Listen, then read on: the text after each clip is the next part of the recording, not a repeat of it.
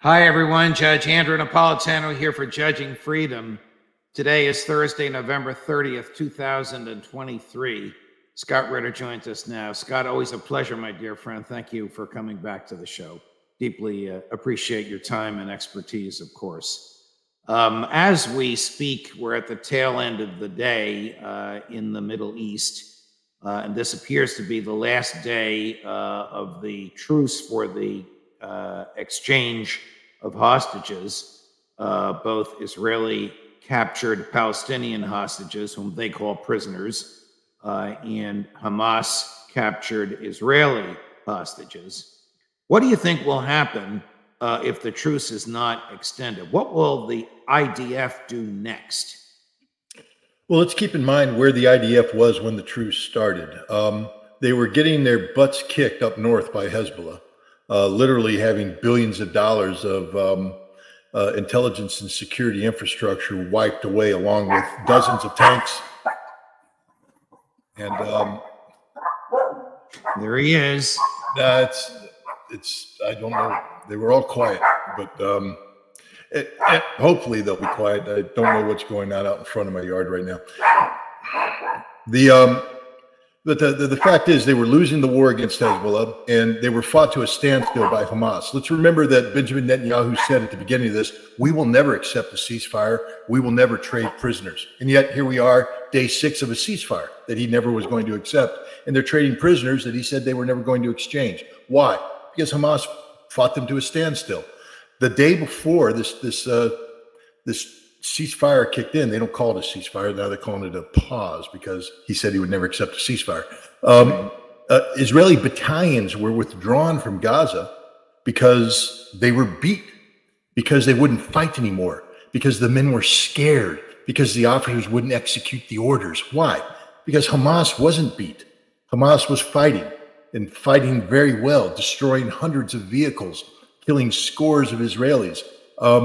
The Israelis were fought to a standstill, and so Benjamin Netanyahu did what he had to do. He was under a lot of pressure to get these hostages out, so he did what he said he wouldn't do. He accepted a truce, a ceasefire, and he started exchanging. Now we're in a situation where, he has backed himself into a corner rhetorically. He keeps talking about defeating the strategic defeat of Hamas. He doesn't understand the following. The moment he reinitiates conflict in Gaza, A, they're going to be beat badly by Hamas. B, Hezbollah is coming in like he's never seen Hezbollah come in before. The Israeli media just admitted what I've been saying all along, that Israel can't stop Hezbollah, that if Hezbollah wants to take the Galilee, Hezbollah will take the Galilee, and there's nothing that Israel could do to stop them. This is the situation that Netanyahu finds himself in. So he now has to weigh politically what's best, to go back to war and get beat, because they will get beat, or to continue this truce and try to buy time politically by getting more prisoners out. The problem is they got rid of the easy ones, the women and the children. Now what's left are the soldiers and the men, which means that Hamas is going to extract a higher price. Hamas wants all the prisoners released, all the hostages. You were right to point out, when you grab somebody off the street, put them in a prison without any charges, without due process, that's not a prisoner, that's a hostage. So Israel's holding thousands. Hamas wants them released. And so Netanyahu's in a very difficult place politically. I think the military will probably tell him, boss, let's continue to buy some time here, because this isn't going to go the way you think it's going to go. And I'm going to guess you're not surprised that none of what you have just described appears anywhere in the Western media. People in the United States do not know that Israel is taking a beating at the hands of Hezbollah. No, we ignore it. I mean, that's the whole thing. We talk, we use fancy terms like, and I'm guilty of the same thing, except I know when I say the fancy term, I know what I really mean. But escalation management. What the hell does that mean? Well, it means that you don't want it to blow up out of control. You don't want a full-scale war, so you're going to manage the fighting so that both sides are landing punches, but you're not going to allow it to go to the next step. Israel won't bomb Beirut, and Hezbollah won't take out Haifa. That's escalation management. But what Israel doesn't understand is if it goes back to conflict against Hamas with the goal objective of just destroying Hamas, that Hezbollah said, we won't let you do that. You're not going to be able to do that. And if you want, we will continue to escalate. We will continue to make you pay the high price. In the north, Israel had to move 70,000 people out of the settlements and relocate. That's very expensive. All the productivity that took place in the north in terms of economic actions, it's done. It's shut down. This is costing Israel billions of dollars a day that they don't have.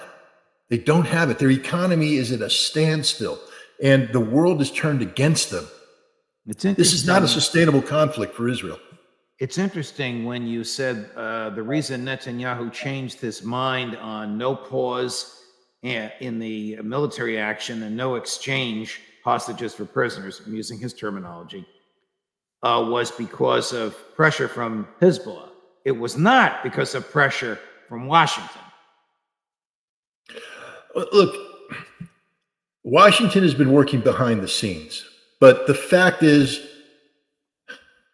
this is where, I mean, I'm going to speak the truth, but it's dangerous to speak the truth nowadays. You always speak the truth. Look, our Congress is bought and paid for by Israel. They admit it. Go to the AIPAC website. You'll see how much money they spend. They talk about the number of races that they've bought. They talk about the number of people they've driven out of Congress. A foreign entity is bragging about having people lose elections in America because they put money on the line. Now, they claim to be American, but they're working on behalf of Israel. If the Russians came in and put $100 million into our election the way that the Israelis have done through AIPAC and bragged about it, I don't think too many people would be happy about that. Or if the Chinese did that, or if anybody did that. But Israel is doing that, which means they own Congress. The first thing that Johnson did, the new speaker did, when he became the Speaker of the House of Representatives, the number 3 person in the line of succession, that, we have a nation full of problems. There's a lot of issues out there. The first thing he did is said, my number 1 priority is more money for Israel. What are you talking about? You're an American. How about your first priority be America, not Israel? But that's the problem. So the Biden administration is trying, because they know, trust me, they know this, Judge. They know everything I just said. The military's telling them the Israelis are getting whipped up north. They're getting whipped by Hamas. They can't defeat them. But the United States government can't go against Israel because Israel owns every single one of them. Are we in danger of American troops on the ground? No. First of all, the Israelis won't allow it. I've been to Israel. I've worked with their military at the highest level, and you can be critical of them. I'm very critical of them, but their whole concept of Israeli security is never to allow their security to be subordinated to another nation. So they don't want an alliance. They don't want to be dependent upon American troops. It's sort of ironic, though. They're dependent upon American weapons and continued American supply and American money, but they don't want American troops on the ground. They want to do it. They want to rely upon themselves. And this is something that goes back to the Holocaust and the memories of that event, that Israel will never again allow the security of Jewish people to be subordinated to non-Jewish entities. Is American intel on the ground? Yes, there's no doubt. And we have some special forces on the ground that are providing advice at a minimum about hostage rescue. And because Americans are being held hostage, although this is another term I get in trouble with. If you're a dual citizen, you carry an Israeli passport, you ain't an American. You're an Israeli, and you've been taken hostage as an Israeli, not as an American. If you were killed on October 7th, in the United States, we have certain people saying Americans were killed that day. No, they're not Americans. They're Israelis. They carry dual passports. They're in Israel. They're Israelis. Own up to it. If you're in the Israeli military and you have a U.S. passport, you're wrong, because you should only be in the American military, but that's a totally separate issue. But the point is, because we classify these dual citizens as Americans, we have special forces, tier 1 hostage rescue teams, and the intelligence units that are associated with this on the ground in Israel, advising and, I believe, actively working with the Israelis on collecting intelligence that will pinpoint where the Americans are, so that if the time comes to rescue them, we can help the Israelis do it, in the most efficient way possible. But it's again, I speak of that as if this is all good. It's not going to work. Hamas has been preparing for this for years. They know everything. They whipped the Israeli intelligence, and they know what we do. They've been studying what we do. So nothing we're going to do, nothing Israel's going to do is going to take Hamas by surprise. That's just the fact. So, we're not as good as we think we are. I want to get back to the influence of this dual citizenship. We know that Amos Hochstein, I'd never heard of him before a few weeks ago, who is the chief American negotiator in Israel, representing the United States of America in whatever negotiations are going on involving Qatar, Israel, Hamas, and the United States, has dual citizenship and was born in Israel and fought for the IDF. Here's a question for you. Are there American military who have dual citizenship, U.S., Israel? I'm sure there are.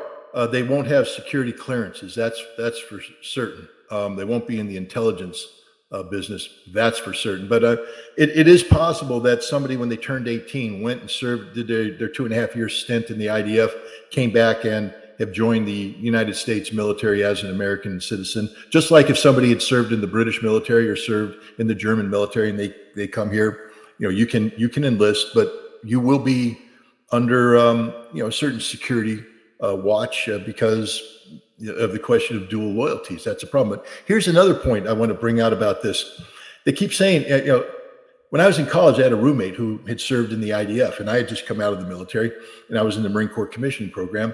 And I said, "You're not an American." He said, "I am." I said, "No, you're not. You served in the Israeli army. You're an Israeli." He said, "I'm an American citizen just like you are." I said, "No, you're not." It was 1982. An American Marine who was in Beirut to create a buffer between the PLO, who we were evacuating, and Israel, who invaded southern Lebanon, surrounded, stopped 3 Israeli tanks, jumped up on the tank, pulled out a pistol, and told the Israeli commander he'd blow his brains off if the tanks didn't stop. Here's my question that I asked this guy.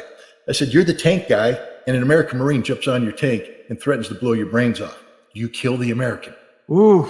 Are you an Israeli or are you an American? Because you don't tell me you can't do the two. And if you kill the American, you're a murderer, and I will hunt you down to the day you die, and I will be the one who kills you because you're not an American." And that's the point. If you wear the Israeli uniform, you're an Israeli, your loyalties are to Israel, they're not to America, and America better start enforcing this. We let a congressman sit in the people's house wearing the Israeli uniform. He should have been kicked out of Congress the moment that happened. Who?